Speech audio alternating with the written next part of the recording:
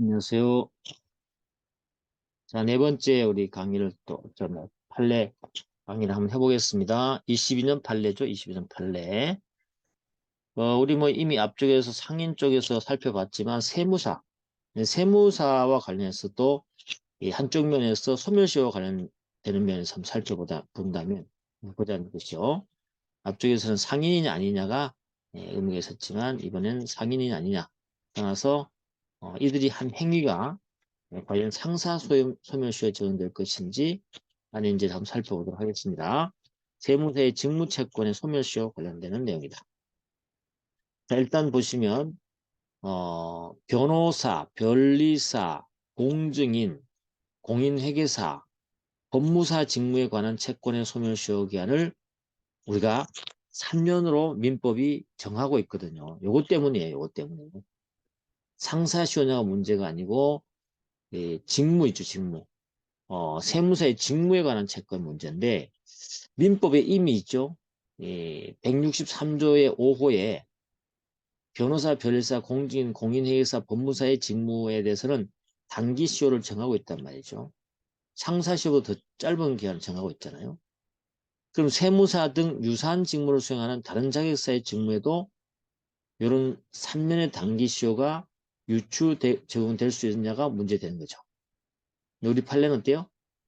유추 안 된다고 봤습니다. 그럼 결국 세무사의 직무에 관한 채권의 소멸시효는 몇 년일까요? 우리가 세무사가 하는 행위는 일단 상인이 아니라고 했잖아. 의제상인도 안 된다고 했죠. 상사시효 적용되지 않겠죠? 그러면 민법의 3년인 163조 5호의 단기시효가 적용될 것이냐? 그것도 아니라며요. 그러면 시효는 뭘로 가야 되겠어요? 일반적인 민법의 10년의 시효로 가야 되겠죠? 10년이 되는 겁니다. 여기 이 판례는 의미가 있어요. 알겠죠? 의미가 있고, 어, 꼭 객관식이나, 그죠? 선택형으로 나옵니다. 자, 상사시효 64조의 근거에서 나온 판례고요. 관련 조문은. 그럼 정리를 해본 다음에 이렇습니다. 민법 163조 5호에 정하고 있는 변호사, 변리사, 공증인, 공인회계사, 법무사 직무에 관한 채권에만이라고 돼 있죠. 에만 3년 단기시효가 적용되고 세무사와 같이 그들의 직무와 유사한 직무를 수행하는 다른 자회사에 관한 채권에는 민법 163조 5호가 유추 적용된다고 볼 수 없다가 판례 결론이에요. 다시 말해서 여기 63조 5호는 딱 이자들에 대해서 열거하고 있다는 뜻입니다. 예시가 아니라는 거죠. 두 번째는요. 이 세무사 직무와 관련해서 형성된 법률 관계에 대해서는 상인의 영업활동 및 그로 인해 형성된 법률 관계와 동일하게 상법을 적용해야 될 특별한 사회적 경제적 필요성이 없다 그랬죠. 의제상인이 아니라는 뜻이죠. 그건 이미 정리가 했어요. 앞쪽에서. 따라서 세무사를 상법 4조나 5조 1항에 규정하는 상인이라 볼 수 없고 그 다음에 세무사 직무에 관한 채권이 상사 채권에 해당한다고도 볼 수 없기 때문에 세무사의 직무에 관한 채권에 대해서는 민법 제162조 1항에 따라서 10년의 소멸시효를 적용된다. 정리됐죠? 됐다. 하여튼 이거 22년 판례는 무조건 나온다. 그죠? 어디서 나오든지 나오게 돼 있기 때문에 여러분들이 잘 정리를 해 놓으셔야 된다. 자, 그 다음 판례 한번 가볼게요. 이번에는 유치권에 대해서 아주 중요한 판례가 나왔어요. 뭐 중요하다기보다도 뭐 당연한 내용이지만 우리가 대법원이 그러한 것을 확인하고 인정해줬다는 것은 의미가 있는 것이죠. 되겠죠? 물론 민법에 있는 제도입니다. 민법에 가면 유치권에 대해서 유치권의 불가분성이라는 규정이 있어요. 알겠죠? 유치권에 불가분성이 규정이 있는데 이 불가분성이 있고요. 이 불가분성과 관련해서 이 불가분성이 만약에 불가분성에 근거한 또는 유치권자의 의무 있죠. 성관주의 의무를 위배되었을 때에 유치권 소멸 청구를 할 수 있거든요.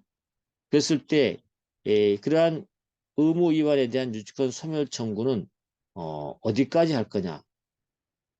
유치 대상이 되는 대상을 전체에 대해서 소멸 청구할 거냐? 아니면 일부의 유치권의 불가분성에 근거해서 일부에 대해서만 청구할 거냐 이 문제거든요. 유치권 불가분성은 이거예요. 예, 이렇게 있으면 어때요? 유치권자가 이 전체에 대해서 유치를 한단 말이죠. 그죠? 전체 유치한단 말이죠. 유치하는데 이 유치하게 되면요.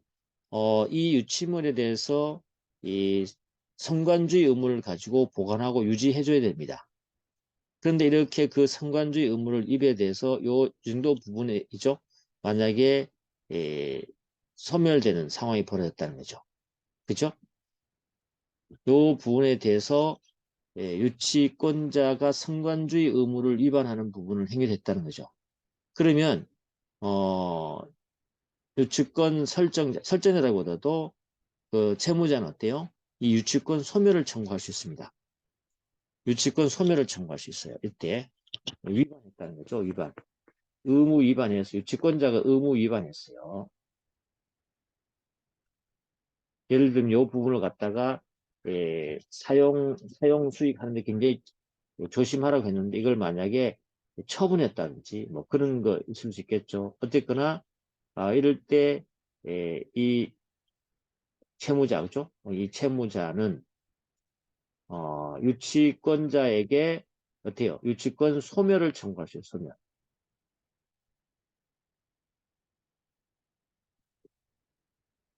그러면 유치권의 불가분성에 의해서 이 전체가 지금 유치권의 대상이 됐는데 일부에 대해서 의무 위반이 있기 때문에 소멸 청구할 때 갑은 이 전체에 대해서 소멸 청구할 수 있냐 이 말이죠. 우리 판례는 유치권의 불가분성 때문에 안 된다고 봅니다. 그래서 어떻게 돼요? 의무 위반된 요 부분에 대해서만 어때요? 소멸 청구를 할 수 있다는 거예요. 아시겠죠? 그런 겁니다. 그래서 유치권 불가분성과 유치권의 소멸 청구의 관계가 이 판례 내용이니까 한번 살펴보도록 하겠습니다. 자, 민법 321조를 가보면요. 유치권의 불가분성이 나옵니다.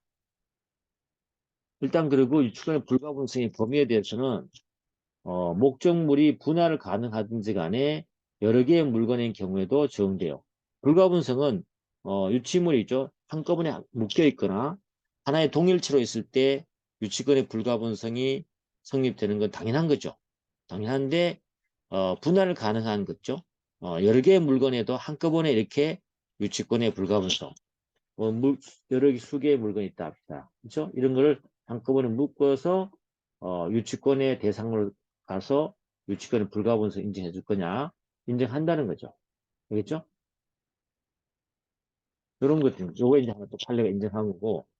그럼 이러한 그 유치권의 불가분성이 상법 58조의 상사 유치권에도 적용될 거냐가 문제되는데 우리 판례는 그렇다는 거예요. 그 다음에 하나의 채권을 피담보 채권에서 여러 필지의 토지에 대해서 유치권을 취득한 유치권자가 그 중에 일부 필지에, 그죠? 일부 필지의 토지에 대해서 선량한 관리자 주의 의무를 위반했어요. 여러 필지 토지가 이렇게, 여러 필지 토지가 있다 합시다. 이렇게 나눠지는 필지 토지가 있는데 이것에 대해서 전체에 대해서 유치권을 행사하는 자가 있었단 말이에요. 그렇죠? 유치원 그중 일부 필지의 토지에 대해서 요 부분에 대해서 관리를 잘해야 되는데 선관 의무를 위반했어요. 위반했단 말이에요. 그렇죠? 위반했다. 요럴 때 위반 행위가 있었던 요 필지 토지에 대해서만 유치권 소멸 청구할 수 있을까요? 그렇다고 합니다. 알겠죠? 요 부분에 대해서만. 왜? 유치권의 불가분성 때문에 유치권은 전체에 대해서 미치는 것이고 설령 일부가 있다 하더라도 그 일부만 빠져나가는 것이지 전체는 그대로 유치권이 행사되고 있다고 보는 거죠. 아시겠죠? 그런 의미를 갖고 있다. 자, 그럼 우리가 관련 조문을 이제 이번에 새로 나왔으니까 살펴보면 상사에 관해서 본법의 규정이 없으면 상관습법에 의하고 상관습법이 없으면 민법에 규정을 한다 그랬잖아요. 그죠? 그리고 우리 상사 유치권에 대해서도 마찬가지예요. 상법의 규정이 없으면 상관습으로 검토해보고 상관습에도 없으면 민법에 상사 유치권 관련 규정을 준용하면 되는 거죠. 그렇죠? 58조 상사유치권에 가보면 상인 간의 상행위로 인한 채권이 변제될 때 채권자는 변제를 받을 때까지 채무자에 대한 상행위에 인해서 자기가 점유하고 있는 이게 좀 특징이죠. 민법과 다른 점. 채무자의 소유 또는 물건 유아 증권을 유치할 수 있다. 그렇죠? 요거잖아요. 그러면 일단 뭐 그건 상사 일반 유치권이고 가보겠습니다. 아까 우리 봤던 그 내용의 판결 요지를 정리해 보면 민법 300 다시 민법에 불가분성 규정이 없으니까 상법에 없으니까 민법으로 가보자는 거예요. 갔더니 321조의 유치권자는 채권 전부의 변제를 받을 때까지 유치물 전부에 대해서 권리를 행사할 수 있다. 채권의 전부 다 변제받을 때까지 유치물 전부에 대해서 권리를 행사했다라고 정하고 있다는 거죠. 이때 유치물은요, 그 각 부분으로서 피담보 채권의 전부를 담보하고 이와 같은 유치권의 불가분성은 그 목적물이 분할 가능하거나 여러 개의 물건인 경우에도 적용될 수 있다는 거죠. 불가분성은 이렇게 한꺼번에 한 덩어리가 된 물건에 대해서 불가분성을 인정하는 거 아니냐라는 거지만 그것도 되고요. 물건이 분할 가능하거나 여러 개도 한꺼번에 묶어서 이러한 불가분성이 적용될 수 있다는 것이 판례 입장입니다. 아시겠죠? 그런데 또 324조는 또 가보면 이렇게 됐죠. 이러한 유치권자에게 유치물에 대한 선량한 관리자 주의 의무를 부여하고 있어요. 그렇죠. 남의 물건을 지금 돈 받을 때까지 관리는 하고 있지만 그렇다고 자격이 아니기 때문에 요 유치물을 돈 받을 때까지 잘 관리해 줘야 되겠죠.